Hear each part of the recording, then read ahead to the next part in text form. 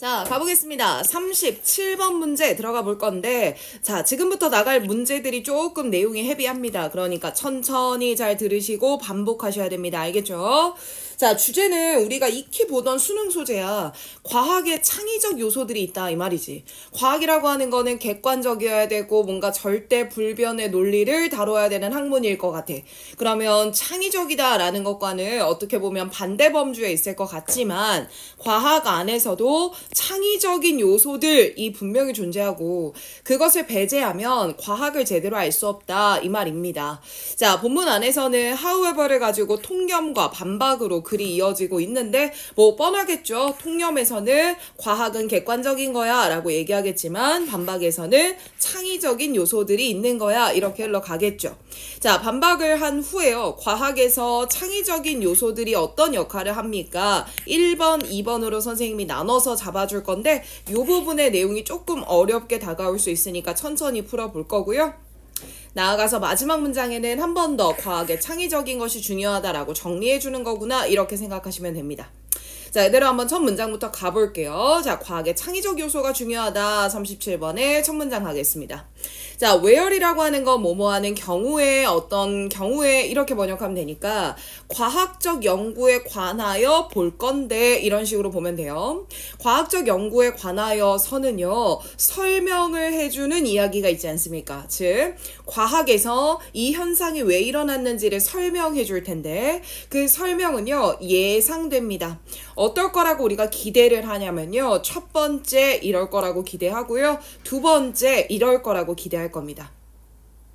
과학에서 설명을 해주는 이야기가 있다라고 하면 아주 밀접하게 adhere to라고 하면 뭐뭐를 고수하다 아닙니까? 즉 실험적인 데이터를 고수할 것이라고 기대되고요. 결국 실험적인 데이터에 해석된 거 봐봐요. 충실할 거다라고 기대되고요. 그냥 본인의 상상력을 동원해서 말하는 게 아니라 정말 나온 객관적 데이터를 바탕으로 설명을 할 거라고 기대된다 이 말인 거고요. 그리고 illuminate 하면 설명하다, 밝히다 이렇게 표현하면 될 텐데 우리가 보고 있는, 우리가 겪었던 그 경험에 규칙적이며 예측 가능한 측면들을 보여줄 거라고 기대됩니다. 한 번 더 갈게. 과학에서 현상을 설명하고 있을 거야? 그럼 그건 객관적인 데이터에 충실할 것이고 한 번 특이하게 벌어지는 일이 아니라 규칙적이고 예측 가능한 일이라고 설명할 거야. 이게 우리가 가진 통념인 거고 결국 한마디로 줄이면 과학은 객관적인 요소들에 집중하고 있을 거야. 이렇게 생각하면 되거든. However, 하지만 역접 들어가는 거 보이죠? 바로 이 패러다임이라고 하는 건 여러분들 패러다임이라고 하는 건 그냥 하나의 의견이라고 생각하면 되고 앞에 나오는 내용을 그대로 받아가는 거구나 생각해주면 되거든. 그럼 과학이라고 하는 건 이런 객관적인 것들이야 라고 설명하고 있는 패러다임은 이런 중요한 사실을 conceal, 숨기니까 잘못된 거야 반박하는 거죠. 얘가 숨기는 사실은 바로 무엇이냐면 이론이라고 하는 거, 즉 이 앞에는 과학적이다 라는 말이 붙어 있겠죠.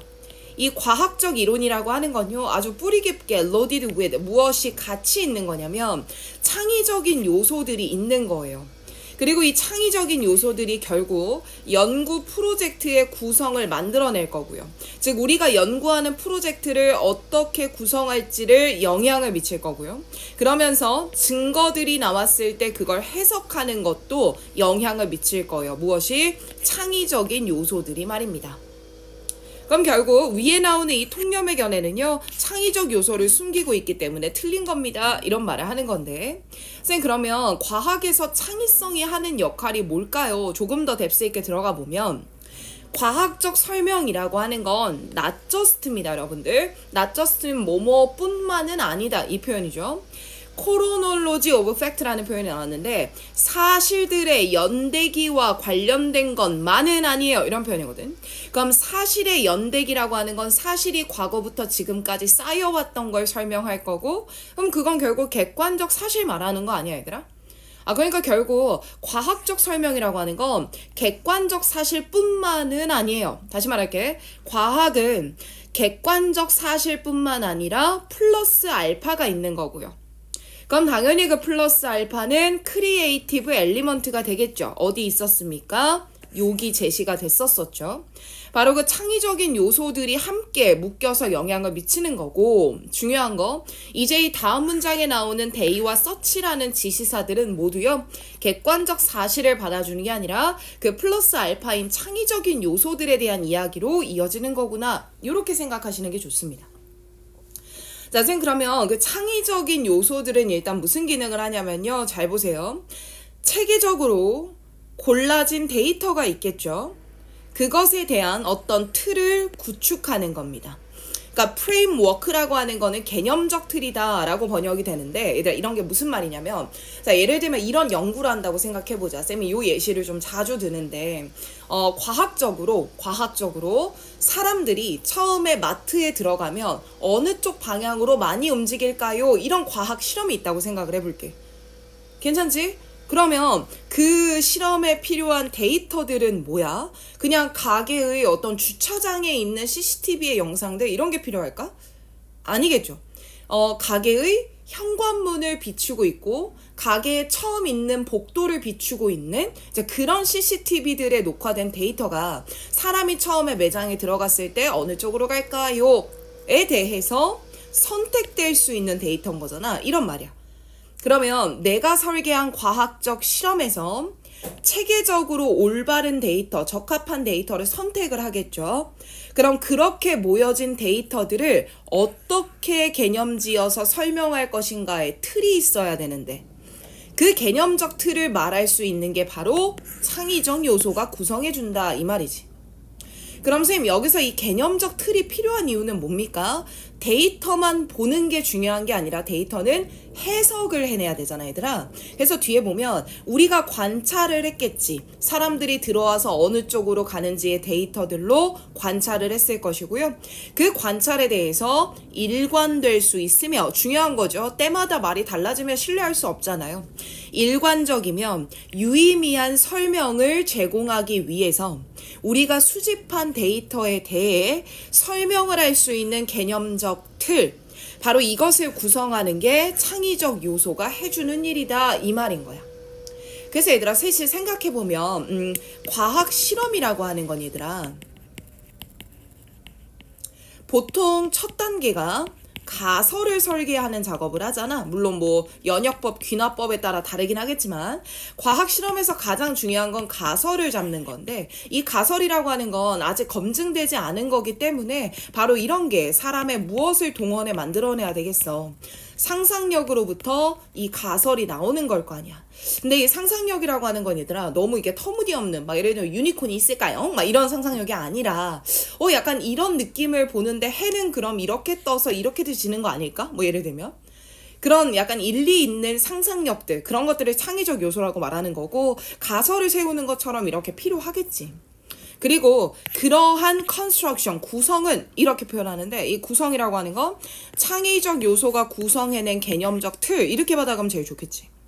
그 개념적 틀이 있기 때문에 우리는 어떤 릴레이션, 관계에 있어서 특정한 종류의 관계에 있어서 그 서브젝트 매터가 되겠죠.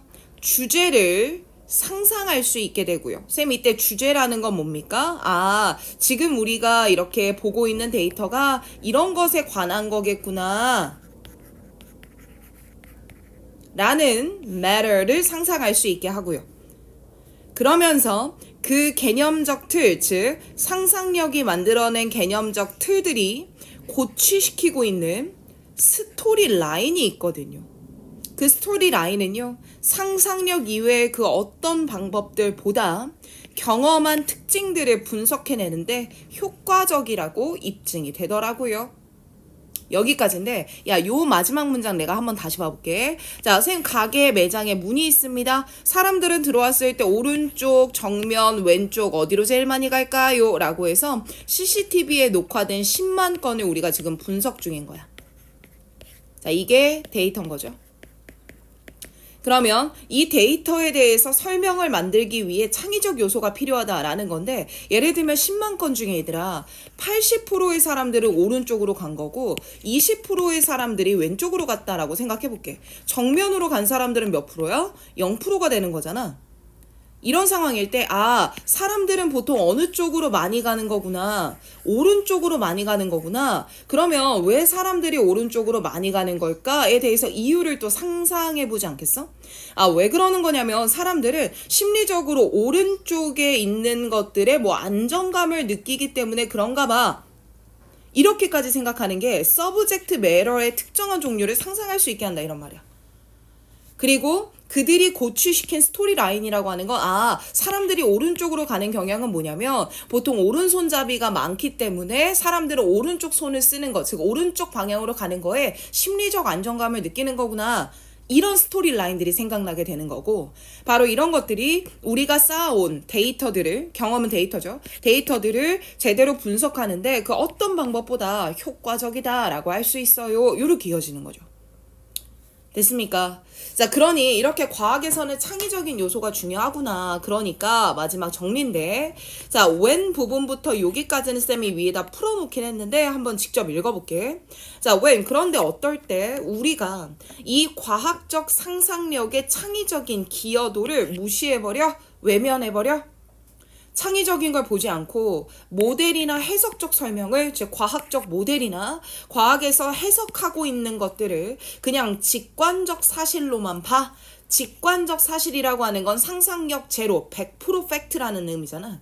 그러니까 더 나쁘게 보는 건 뭐냐면 현실의 모든 것들을 담고 있는 사실로만 봐. 즉 과학을 직관적 사실이다, 현실이다 라고만 봐. 그렇게 되면 뒤에 이렇게 될 거야. 그럼 쌤, 이 부분에 나오는 말은 당연히 안 좋을 거야. 우린 과학을 제대로 알지 못할 거야. 이런 류의 말이 나와야 될 거 아니야. 왜? 우리는 우리 자신을 블라인드, 눈멀게 할 거야. 즉 여기에 갇혀버릴 거야. 어디에? 주어진 모델. 쌤, 여기서 주어진 모델이라고 하는 건 관찰 결과에 대해서 특정한 해석을 내리고 있는 걸 주어진 모델이라고 할 거야. 그것에 대해서 한계가 분명히 존재할 텐데, 그러니까 이 모델이 100% 맞을 순 없잖아. 그 한계에 대해서 우리 자신의 눈을 멀게 만들 것이고, 그 결과 보세요. 그 결과 fail to note its potential이야. 그것의 잠재력을 주목하는 걸 못하게 될 텐데, 즉 기분 모델이라는 단어를 여기서 it라고 받아가는 거고요.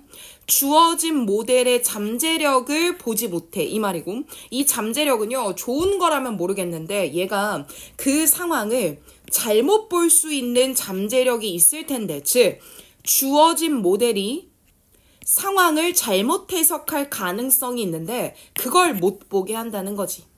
조금 더. 그리고 그 상황은 어떤 상황이야? to which 나왔는데 확대해서 한 번만 볼게. 선생님, to which라고 하는 건 전치사 플러스 관계대명사 이렇게 이어지잖아요. 전치사 플러스 관대일 때는 앞에 나오는 선행사를 관계대명사 자리에 넣어서 해석하는 거니까요. 그리고 요 앞에 있던 to는 밑에 써놓은 거 보세요. 원래는 apply 뒤에 to로 붙어 있던 거죠. 그리고 중간에 ill이란 단어가 들어갔는데 얘는 부사로 쓰인 나쁘게 라는 표현이야. 그럼 그대로 해보면 이때 it도 기분 모델이니까 그 주어진 모델이 나쁘게 적용될 수 있는 상황을 오해할 거다. 이렇게 번역하면 되겠죠. 바로 그 상황에 대해서 잠재력을 알지 못하게 될 겁니다. 주어진 모델에 갇혀버려서요. 그 모델이 적용되는 상황을 오해할 수도 있는데 그 위험성을 알지 못하게 될 거예요. 그러니 과학의 창의적인 요소를 안다는 건 중요할 겁니다.